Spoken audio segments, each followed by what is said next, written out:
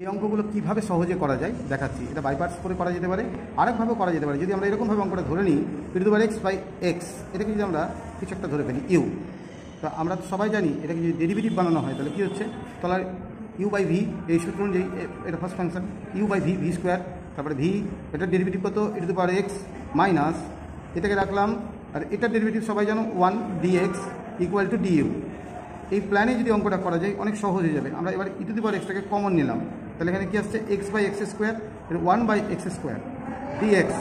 তাহলে এটা কী দাঁড়াচ্ছে দেখো, পুরো ফিগারটা চলে আসছে 1/x 1/x² dx = du, অর্থাৎ যা ছিল আমার অঙ্কতে সেটা চলে এসছে। তাহলে আমরা এই অঙ্কটাতে কী লিখবো, যে du,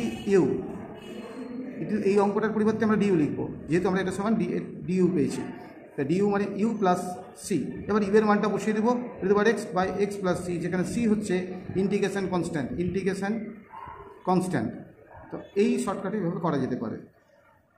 আর একটা ভালো অঙ্ক, এটাকে আমরা খুব সহজে কীভাবে করব, খুব কায়দা করে যদি আমরা এটা ধরে নিতে পারি, এইটা সমান যদি আবার ইউ ধরি বা যে রকম ধরো, এটাকে ডেরিভেটিভ করে ফেলবো। ডেরিভেটিভ করলে কী হয়, নিচেরটা u/v এর সূত্র অনুযায়ী নিচেরটা স্কোয়ার u/v, তাহলে এটা ফার্স্ট ফাংশন রাখলাম, এটা ডেরিভেটিভ। আবার ঠিক এটাকে প্রথমে রেখে এটা ডেরিভেটিভ হচ্ছে 1 ওভারঅল dx = du।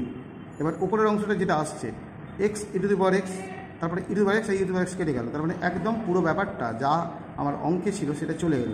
তাহলে আমরা কি লিখবো, এটা সমান du লিখবো, এবং এই u + c হয়, এটা u এর ভ্যালুটা বসিয়ে দেবো, তাহলে অনেক টাইম সেভ হবে এবং খুব সহজে অঙ্কটা হয়ে যাবে। এটা লিখতে ভুলবে না, ই সমান i ইন্টিগ্রেশন কনস্ট্যান্ট। শর্টকাটে লিখলাম বা পুরো লিখলেও হবে।